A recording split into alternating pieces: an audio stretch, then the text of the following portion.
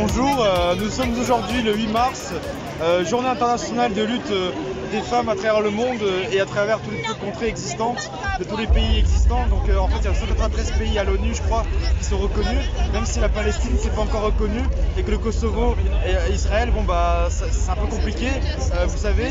Donc voilà, aujourd'hui on est pour revenir à la lutte féministe et parler de tout ça, bah, je laisse quelqu'un d'autre en parler.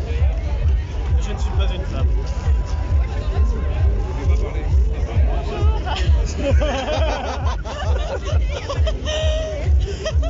Moi je peux vous parler de Shrek, j'adore Shrek. Après je sais pas si c'est très féministe, mais voilà. Alors Shrek déjà, vit dans un marais. C'est très important le marais. Ah marais. Ah le marais. Normalement il n'a pas d'amis. Salut, c'est Daniel Casanova. Connaissez-vous Vincente La Perini? Sous le nom de Daniel Casanova, cette femme admirable défendit ses valeurs jusqu'à la mort. Pour moi, Daniel, c'était notre héroïne. Moi, j'ai adhéré à l'UJFF, j'avais 20 ans. L'Union des jeunes filles de France du Parti communiste, c'est en 1936 Daniel Casanova qui la préside. On l'a nommée l'indomptable. Quand le Parti communiste français est interdit, c'est dans la clandestinité que Daniel poursuit son combat. Mais son destin bascule le 15 février 1942. Il fait alors très froid et Daniel décide de livrer du charbon à Georges Politzer, résistant et philosophe. Hélas, au domicile de l'éditeur clandestin, ce sont les brigades spéciales venues arrêter le couple qui l'attendent. Après une période de détention durant laquelle elle ne cesse jamais de militer, elle est déportée le 24 janvier à Auschwitz. Avec elle, ce sont 230 femmes que le convoi emporte, pour la plupart des résistantes. Sa formation de chirurgien-dentiste lui confère de meilleures conditions de détention et elle aide du mieux qu'elle peut les autres femmes. Mais au mois d'avril, une épidémie de typhus ravage le camp et Daniel décède le 9 mai. Elle reçoit la Légion d'honneur à titre posthume et pour honorer sa mémoire, 95 communes de France ont choisi de donner son nom à des rues, des boulevards, des places, mais aussi des écoles, des collèges et des lycées. Elle lit La case de l'oncle Tom et elle trouve que le racisme est indigne. Elle découvre l'injustice et elle est devant sa mère, elle pleure, elle est bouleversée, mais après elle tape du pied. Elle tape du pied de façon colléreuse en disant « mais c'est pas juste, mais c'est pas juste ». Dans les souvenirs, Daniel Casanova a déployé la lumière dans tous ses combats, jusqu'au cœur du convoi de 230 femmes qui l'amenaient au camp. C'est des gens comme ça qui sont morts pour notre liberté et il ne faut pas l'oublier. C'est un beau bateau. Un bateau de la flotte de Corsica Libre. Non, j'ai rien à dire, frérot. Ouais, moi non plus, hein. Qu'est-ce que tu filmes là? Manon, il a des choses à dire sur le féminisme.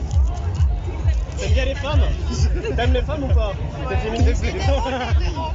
C'est quoi ton orientation sexuelle? Féministe. Alors, Sid, quel est ton avis sur le féminisme? Quoi? Ton avis sur le féminisme? J'aime les femmes.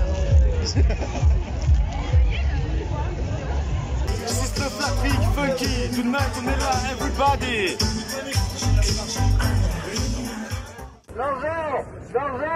L'argent pour les sœurs, pas pour la guerre. Je porte un toast au camarade Arthur, à la France, au camarade Staline qui est décédé il y a 70 ans et aux travailleurs. On est là, même si Macron le veut pas, nous on est là.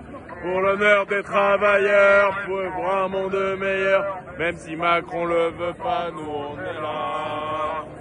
Tu sais ce qu'il a laissé Staline à sa mort? Il a laissé une paire de bottes à moi. Ouais, il était modeste, Staline. C'est un grand homme.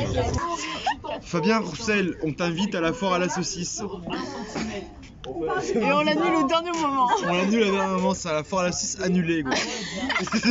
La foire à la saucisse. On va répéter ça 1000 fois. En vrai, genre les gens ils vont croire qu'on est défoncé alors qu'on l'est pas du tout, genre. Pardon? Vous avez pris de la drogue. Le pire, c'est qu'on est totalement sobre.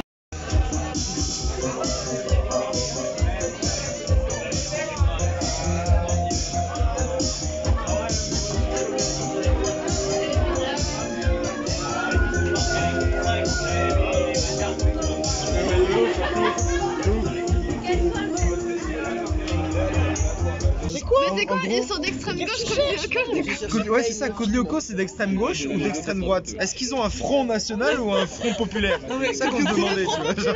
Kodlyoko, il croit au grand remplacement. Non, ah ouais, pourquoi? Parce que les robots risquent de nous envahir. Les robots risquent de nous... L'IA risque de nous tuer. Et du coup, il croit au grand remplacement de l'IA. Robot, retourne dans ton robot pays. Viens dans ton pays robotique. C'est ta robomanie. Non, mais pour le coup, il y en a pas. C'est alarme. Qu'est-ce que tu cherches avec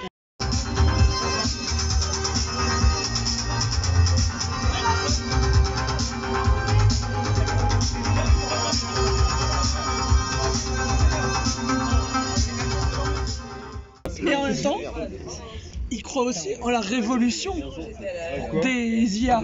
Parce que du coup, l'IA deviendrait suffisamment indépendante pour pouvoir faire une révolution. Et donc, ils ont peur de la révolution. C'est vraiment d'extrême droite.